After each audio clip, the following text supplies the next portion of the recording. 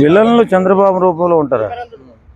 ఇప్పుడు విలన్లు చంద్రబాబు రూపంలో ఉంటారంటే రాజారెడ్డి గారి కానీ చాలా చరిత్ర తీసుకుంటే విలన్లు అంటే వాళ్ళ కుటుంబంలోనే ఉన్నారు వాస్తవంగా చెప్పాలంటే.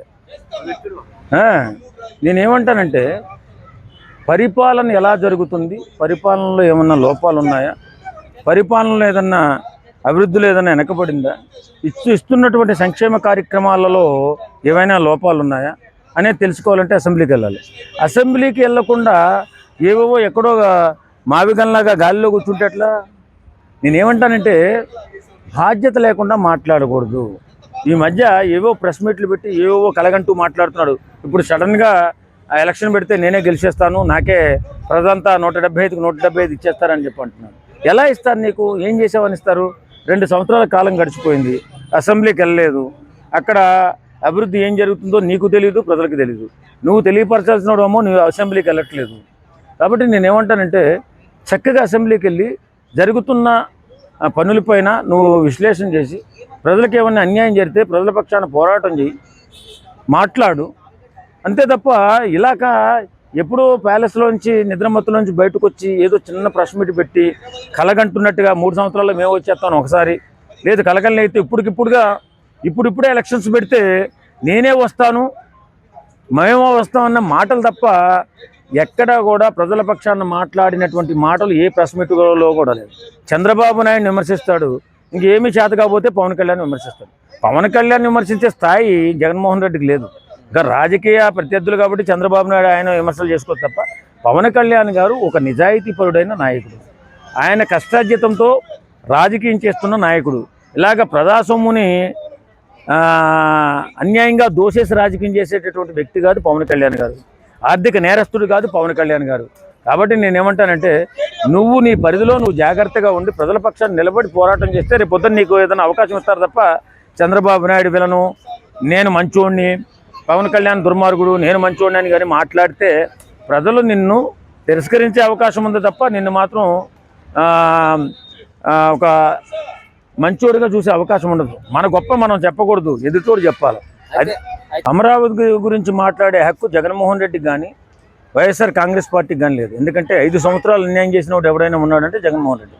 అధికారంలో 5 సంవత్సరాలు ఉండి అన్యాయంగా దుర్మార్గంగా అమరావతిని తొక్కుపెట్టి ఏదో 3 రాజధానులు అని చెప్పి ఇష్టానుసారంగా డ్రామాలాడి నాటకాలాడి ఏదేదో కళ్ళబొల్లి మాటలు చెప్పి 3 రాజధానులు అభివృద్ధి చేస్తాను, అమరావతి నేను చేయనని చెప్పి మూలన పెట్టేసినటువంటి జగన్మోహన్ రెడ్డి ఈవేళ అమరావతికి వచ్చి నేను రైతుల పక్షాన్ని నిలబడతా, వాళ్ళకేమో ల్యాండ్స్ ఇవ్వలేదు, వాళ్ళు ప్లాట్స్ ఇవ్వలేదని చెప్పి బోరును అడుగుతున్నాడు. 5 సంవత్సరాల్లో నువ్వు ఇచ్చుంటే ఈ గొడవ ఉండేది కదా. ఇప్పుడు అమరావతికి అన్యాయం చేసినోడు దుర్మార్గుడు ఎవరైనా ఉన్నారంటే అది వైఎస్ఆర్ కాంగ్రెస్ పార్టీ నాయకుడు జగన్మోహన్ రెడ్డి. అలాంటి వ్యక్తి అమరావతికి అన్యాయం చేసినోడు ఇవాళ వచ్చి అమరావతికి నేనేదో చేస్తా, అమరావతి రైతులకి నేనేదో చేస్తా, అమరావతి నేనేదో చేస్తా, ఇవన్నీ మాయ మాటలు మంత్ర మాటలు ఇవన్నీ ఎవరు నమ్మడండి.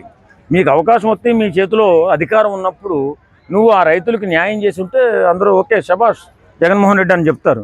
నువ్వు అసలు రైతులను పట్టించుకోలేదు, కనీసం వాళ్ళని పలకరించేది లేదు. అమరావతి అభివృద్ధి మీద కానీ లేకపోతే రాష్ట్ర అభివృద్ధి మీద కానీ ఒక ప్రెస్ మీట్ కూడా పెట్టలేదు. ఇప్పుడు నువ్వు ఎందుకయ్యా చేతగాని మనిషి ఎవరైనా చేతగాని నాయకుడు ఎవరైనా ఉన్నారంటే జగన్మోహన్ రెడ్డి.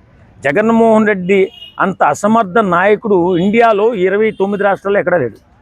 ఎందుకంటే ఒక వేళ వెళ్ళిపోయాడు ఆయన ఒక సంక్షేమ పథకాలు నమ్ముకుని సంక్షేమాన్ని ప్రజలకు ఇచ్చేస్తే బానిసలుగా నా కాళ్ళ దగ్గర పడి ఉంటారనే ఆలోచనకి వెళ్ళిపోయాడు తప్ప బిడ్డల భవిష్యత్తు కోసం అభివృద్ధిని వదిలేశాడు. అసలు అభివృద్ధి జరిగితే బిడ్డల భవిష్యత్తు ఉంటుంది. మన బిడ్డల భవిష్యత్తు బాగుండాలంటే రాష్ట్రం అభివృద్ధి చెందాలి. ఎక్కడైనా కంపెనీలు, ఐటీ కంపెనీలు, ఫ్యాక్టరీలు కడితే అందులో ఉద్యోగాలు వస్తాయి, మన బిడ్డల భవిష్యత్తు బాగుంటుంది. అదేం లేదు. ఇచ్చామా, బటన్ నొక్కామా, వాళ్ళు తీసుకున్నారా, నా కాళ్ళ దగ్గర పడున్నారా, ఇదే కదా అతని ఆలోచన. కాబట్టి పరిపక్వత లేని రాజకీయ నాయకుడు, పరిపాలన చేత కానీ రాజకీయ నాయకుడు ఎవరైనా ఉన్నారంటే జగన్మోహన్ రెడ్డి. అలాంటి కానీ ఆయన విధానం అనేది వేరే కనపడుతుంది కదా. ఏం కనపడుతుంది? 2019లో వచ్చాడు ఆయన అధికారంలోకి. 3 రాజధానులు అనగానే హైదరాబాద్ లో 10 లక్షలు ఉంది, 100 కోట్లు పోయింది. ఇప్పుడు సేమ్ ఇప్పుడు వచ్చి మావి గాని అన్నగానే 10 లక్షల దల్లా 50 లక్షలకు వెళ్ళిపోయింది రియల్ ఎస్టేట్. మరి ఏంది ఇదంతా రాజకీయ స్వార్థం కాదంటారా? ఎందుకని ఒక్కసారిగా ఈ ఒక్కరోజే 550 ఎకరాలు రిజిస్ట్రేషన్ అయ్యింది, 50 లక్షలు పెరిగి విజయవాడ గుంటూరులో. మరి ఏంది ఇదంతా దొంగ వ్యాపారం అంటారా, రాజకీయం అంటారా, ఏంది? ఇప్పుడు జగన్మోహన్ రెడ్డికి ముందు చూపు లేదు. భవిష్యత్తు ఆయన కలగనలేడు, భవిష్యత్తుని కలగలేని వ్యక్తిత్వం. ఎందుకంటే ఈవేళ ఉన్నామా, తిన్నామా, బతికామా ఇదే తెలుసు అతనికి. భవిష్యత్ తరాలు బాగుండాలంటే అన్ని 30,000 ఎకరాలు సుమారు తీసుకున్నటువంటి ఆ రాజధానిని మనం నిర్మితం చేసుకోవాలి. అది బుర్రన్నోడు ఎవడని చేస్తాడు. ఇప్పుడు ఏమంటున్నాడు కొత్తగా మావిగాని అని చెప్పి 3 ప్రాంతాలను చూపిస్తున్నాడు. 110 కిలోమీటర్ల దూరంలో ఇది అభివృద్ధి చెంది ఉంది. అది ఎక్కడికి పోదు జగన్మోహన్ రెడ్డి గారు, అది ఎక్కడే ఉంటుంది. మనకి ఏదన్నా ఒక 1000 ఎకరాలు, 2000 ఎకరాలు, 3000 ఎకరాలు, ఒక 5000 ఎకరాలు ఏదైనా పెద్ద పెద్ద ఫ్యాక్టరీలు కావాలంటే ఎక్కడి నుంచి తెచ్చేస్తావు జగన్మోహన్ రెడ్డి? అడిగేవాళ్ళు లేక కానీ తెలుగు తక్కువ నాయకులు అడగట్లేదు నిన్ను.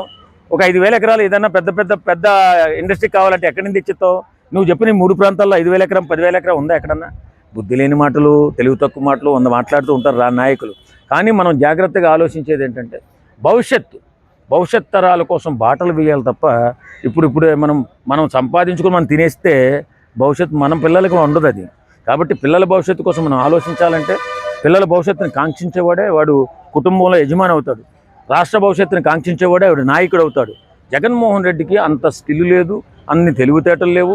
ఏదో వచ్చిందా, తిన్నామా, పడుకున్నామా, తెల్లారిందా. ఓకే సార్, మరి 29 టార్గెట్ అమరావతి మా వీకెండ్ ఈ రెండుతోనే గెలుస్తానని మళ్ళీ వాళ్ళ కళాఖండగా చెబుతున్నాడు. నేను కూడా పెద్ద డైలాగ్ చెప్తా. మొన్న మధ్య ఎవడో చెప్తున్నాడు, నేను చూశాను సోషల్ మీడియాలో, ఏదో శ్రవణ్ కుమార్ అట చిన్న హాఫ్ కోట్ వేసుకుంటున్నాడు. 2029 ఉప ముఖ్యమంత్రి అంటాడు, గేట్లు తెరిచి పెడతారంట. ఇలాగ జగన్మోహన్ రెడ్డి అతని దగ్గర ఎంత క్వాలిటీ ఉంది, ఎంత విషయం ఉన్నది అనేది మన అందరికీ తెలిసిపోయింది. ఎందుకంటే ఆయన ఏమీ చేయలేదండి. ఆయన ఓన్లీ సంక్షేమ పథకాలు కొంతమందికి బాగానే ఇచ్చాడు. సంక్షేమ పథకాన్ని ఇచ్చి దాన్నే నమ్ముకున్నాడు తప్ప అభివృద్ధిని, బిడ్డల భవిష్యత్తుని వదిలేశాడు. అది ఎవరికి తెలియని విషయం ఏంటంటే ఆయనకి పరిపాలన చేత కాదు. ఇంట్లో ఉన్నాడు, ఎవడన్నా ఏదో చెప్తాడు. 70 మందికి సుమారుని సలహాదారులు పెట్టుకున్నాడు. అందులో 53 మంది రెడ్లే. ఆ రెడ్లు ఏం చెప్తే అదే ఉన్నాడు. కాబట్టి వేళ నాశనం చేసుకుని, భవిష్యత్తు నాశనం చేసుకుని 11 సీట్లు పడిపోయాడు. ఎంత సేమ్ అండి, ఎంత పరువు నష్టం అండి అది. ఇంకా ఏంగా తెలుగు తక్కువ వాళ్ళు వీళ్ళంతా బయలుదేరి నాయకులు ఏమంటున్నారు, ఈవీఎం ట్యాంపరింగ్ అంట. అరే ఈవీఎం ట్యాంపరింగ్ చేసే శక్తి చంద్రబాబు నాయుడుకు ఉంటే మరి 2029లో ట్యాంపరింగ్ చేయడా? బుద్ధి లేని మాటలు, బుర్ర లేని మాటలు మాట్లాడి రోడ్డును పడ్డం కాదు.